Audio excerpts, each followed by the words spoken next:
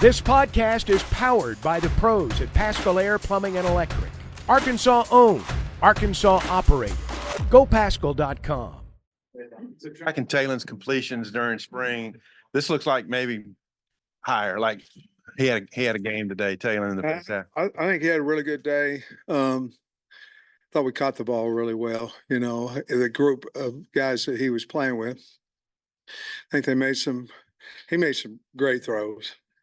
We also made some really good catches, you know, out there. But it was good to have Tyrone back and good to have Armstrong back. And, you know, those guys make us better. And obviously both of them had some injuries, family situations, but it was really good to have them back. And I thought Taylor, you know, and some of those runs too possibly could have been a lot further.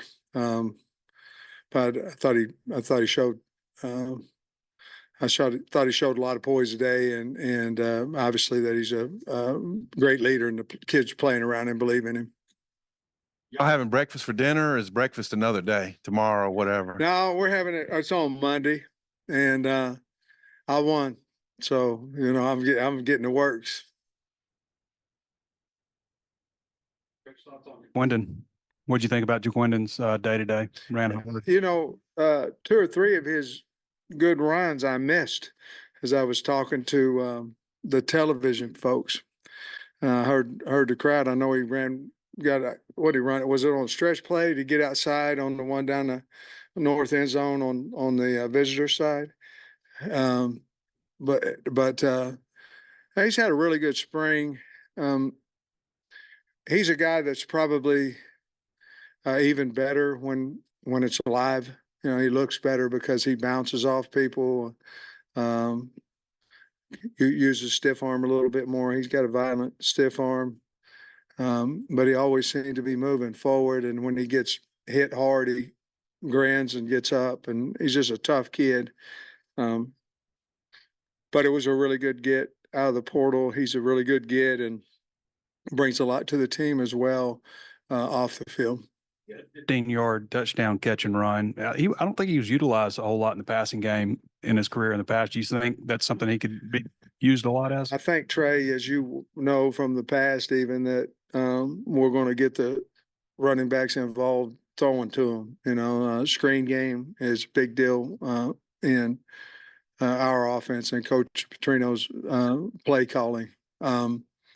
We've had success in practice some with that, especially getting it into a blitz, a cat, something of that like that. But he's got really good hands, and I look for our backs to be utilized big time in the receiving game. What were your overall thoughts of the first team offensive line today? Well, they protected well. We ran the ball well.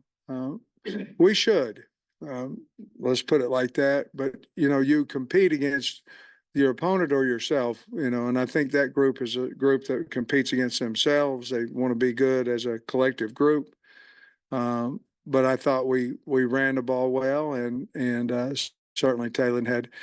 I think there was 2 sacks with his group. One was a cat that he didn't see on a empty protection, and one of them was we got beat at the running back position, but it wasn't on the offensive line. You know, I've coached O-line forever. Everything negative goes on the offensive line, but that's not really what happened. So I think Eric's done a great job with those guys, but you have to give them credit because, you know, getting Junior Carmona in here and Blackstock and Nichols, they have a different way about them. Braun now has moved up as a leader more, and he feels like he has the opportunity. So obviously moving Kudus inside was a good decision as well. So I like the cohesiveness of the group. I think they played well. Injuries and stuff at receiver, but it seems like outside of the first team guys, CJ Brown gets almost all the receptions. What have you thought of him? That was so neat to see. You know, obviously he's from Bentonville, you know, but it was really neat to see his speed when he caught the ball down the home sideline going south. He's really well coached out of high school, but you know, if you know his family, he's coming from a mature, respectful family. So he came in here probably older than his age. You mentioned Broden being back. Was he back yesterday for the walkthrough, or was today his first day back? Broden has been back. He was there yesterday for the walkthrough and then today, and he wanted to play, and he got reasons why, you know, for some people in his family that he wanted to play for, and I thought it was really cool that he went out and had a good day. What's it say that? I mean, he missed a week, but it didn't seem like he skipped a beat at all. He had a really good day today. What's it say about him that he was able to do that? I think between Ronnie, Broden, and Bobby, I think they have all gotten confidence built into Tyrone. He's always been very, very athletic, but I don't know if he's always thought that he was a great receiver. I think some of the catches he made today proves that we need him. A lot of people would want him, but it says a lot about his maturity. Of course, he's an older kid, but I think he had a reason and a purpose to go out there today and play well. Did anybody in particular on defense maybe flash to you today? I know you got to watch the film, but Landon Jackson was around a lot, I felt like, today. Cam Ball has been that way throughout the spring. The linebackers were making plays, you know, they can run, and that's some, you know, Sori's really fast. I saw Dean make some very physical tackles today. And then with the one defense, I think you have to mention Jaden Johnson because he was very physical in position. You know, the one thing about it is, guys, I think we had maybe four penalties on the day or close to that. And I don't believe we, you know, when we were playing reds and whites, you know, the ones and twos, we were very, very minimal in penalties. And as we all know, I've been here for 5 years, going on 5 years now. And then at the beginning of the year, it's hard, but our officiating at practice has been better, I think. So I was proud of that as well. Portal season opening up next week. What's some of the priorities for you with the remaining scholarships you have?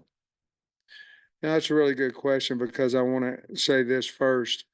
Number one, portal, we don't want to lose any of our players. And I had a talk with our team and I said, hey, if we just don't lose anybody that we have and don't add anybody, we're going to have us a fine football team. So the number one thing is I don't want to lose anybody we have. Inevitably, we're going to. I mean, hope not, but we could. I don't know why you'd want to leave this team. It's a good football team, but I understand the landscape of football. Once that happens, we would, if we don't lose anybody, we have 5 scholarships available. We need to get some more help on the D line. We need to get some more help on the offensive line, and we need to get maybe another wide receiver. If we just had 5 instead of going to wide out, we would go to linebacker. We need an older linebacker. When saying that, and I'm answering your question because it's a good, fair question. I'm not saying we need that because we don't have players at those positions, because I think we all believe that we do. It's just a matter of age, depth, all those things that go into that.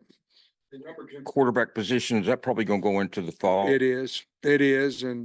And as a matter of fact, it was a very difficult decision even who to run out there today, because I think you got, you know, the beauty of it when I'm asking you questions, and I know that you guys have been at every practice. You know, when you ask me a question, to me, it gives you a chance to be more educated on your questions as well. And then, you know, when I give you an answer, that I'm telling you what I see, and most of the time it's what we agree on. With the number 2 quarterback position, it could be, in my opinion, it could be any of the 3 that are running to. Bobby played all 3 of those second team guys in the first half. but I think it's wide open in there. Obviously, Taylor Green is our quarterback. But after that, I think it's a very wide open race, and I'm not saying any of them can't go get Taylor. I'm not saying that, but I believe he'll work hard to keep his position. But between the four of them, I think we still have to wait and see on 2, 3, and 4. Same with the field goals today, you know, some misses, some hits. Mhm. What'd you think of those guys today and maybe their spring overall? Well, we have to be more consistent. I mean, we haven't performed well in the stadium. We have performed well in the indoor or on the practice field. This week was our best week we've had kicking field goals up to today. And it's somehow we've got to figure out how to put them through those 2 yellow poles inside the stadium, because they're doing it at practice better than they did earlier in the year. So those kids are good, hard workers. They have the capabilities. I haven't lost any trust or anything like that in them, because I've seen them do it many a time. We've got to continue to get them in here and make sure they can make them inside the stadium, because that's where it's going to count, you know.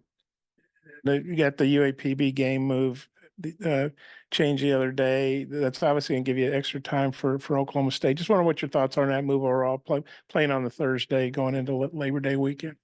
Well, you look at a few things when you go to Little Rock. And number one, you really don't want to take away from, great football over there. So you don't want to take away from the Friday nights, But you go over there and you look at Little Rock. And the first thing is, if you play in September, then what time do you want to play the game? So everybody at Little Rock, and probably everybody ever wants to play the game at night because it's so dang hot, right? Well, if you play at night, then we have a home game that we get home at 3 o'clock in the morning. It's always earlier in the year. And we've got a 6 or 7 game road stretch before our bye week. Right now, this year is different because we have 6, a bye, 6, and and then another bye. So this year's a little bit different. But to me, playing on Thursday gives you a lot of reasons to play on Thursday night. Number one, it's a night game, so folks will be able to tailgate, and it won't be as hot. It won't be as hot on our guys, and you gain 2 days on your next opponent. And I believe that that was the best decision, and really the only decision we could make, other than saying we're going to go over there and play at night on our first game. And that just didn't give us any type of advantage at all. And I believe we'll get people come out and see us on a Thursday night over there. You mentioned potentially adding a receiver out of the portal, but you've chosen to bring most of the receivers back from last year. I'm wondering, like, them getting comfortable and going through the SEC last year, has that helped their growth at all? Like Broden and Armstrong? I think it has everything to do with it. I do. Again, good thought. I think we all think Andrew Armstrong's a lot better than he was last year right now, and Broden is the same way. Heck, Satania's that way. So I think getting familiar with offense and all that, but it's also about the maturity process of being a college student and understanding the difference in whatever ball you came from to SEC football and how different programs run their programs. So, is it difficult to come in and be your top, probably your first year? Probably. But at the same time, and again, I feel really good about our wide receiver position, but you need to be 9 deep. And are we? I don't know. If there's somebody available that we think can help us win games, and then we would look at them. Sam, we had Brad Spence with 3 TFLs today. Just what were your impressions of him, and then his spring as a whole? Does that give you added confidence in him going into the summer? Brad last year made some plays, didn't make some plays. He was a freshman. He's going to continue to make more plays and not make some. We're all human. But I think his growth this spring has been quite a bit. And he's earned where he started today, I believe. And I like Dean and Sanford behind him or around that spot too. I think Sorey's certainly a really good player. But Spence specifically there is his knowledge of what he's supposed to be doing has really improved. Therefore, he's able to play and use his God-given ability. I think you got through the spring without any major injuries. Yeah, How's that feeling? What was Dozier's the other day? yeah, that's what I was going to go to, Tom. We did. Let's say this. Like when you go through spring, you tackle 5 times. You know, that's what we did, third of the practices. And you end up with nobody going to miss any time when we start 2-a-days because of spring ball. I think you're very, very fortunate. Zuri's was different because, you know, he was on a scooter, but Davion Dozier broke his wrist on that play. He was reaching out for the ball and the other one, he just planted his wrist. So, but other than that, I think everybody will be back by the time we get back in June for late May, early June for our 8-week lifting program, conditioning lifting program. And then just putting the bow on spring, you know, got better and like feel better on both sides of the ball. I like the team, Tom. I like this. I like that part of it. You know, I like the team that they like each other. We have a better football team. Where we go, I think we're going to go up because the kids in the room want to, and they're talented enough to do it. But where we were in November to where we are now, there's a lot of change, and it's been positive. And so I'm happy where we are now. We got a long way to go, but we got the right people in the building, whether it be coaches or players, that can get there. Sam, I understand you had about 450 Letterman back, and I saw on social media, I think it looked like you and the staff talked to him. I just wonder what was that like seeing all those guys, and what was your message to them? Am I wrong about that? Or No, I didn't hear the Letterman. So yeah, I just wonder what your message was to them, and just what that was like seeing all those. Well, guys. that was awesome.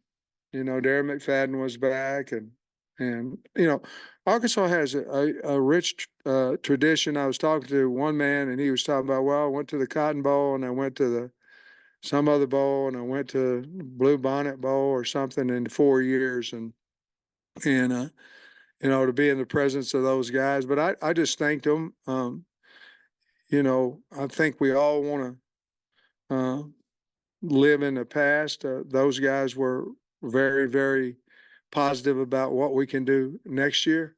And I think that goes to say that 450 people in there, I thought it was the biggest group that we've had. And so it goes to say that I felt like the group is behind us still, and they believe in us. And I just thanked them for all that. I think a lot of them were back for obviously the spring game, and then for the days going home, celebration. And I think some of them guys came back for Dane